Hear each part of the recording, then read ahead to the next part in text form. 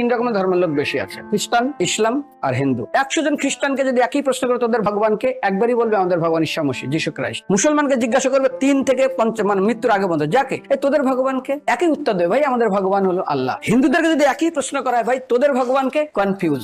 100% Hindu 100% confuse, জানে না ভগবানকে। দ্বিতীয়ত, যদি তুই মুসলমানকে জিজ্ঞাসা হয় তোরা মসজিদে কেন যাচ্ছিস, ওদের শিখানো হয় মসজিদে যেতে হবে নামাজ আদায় করার জন্য।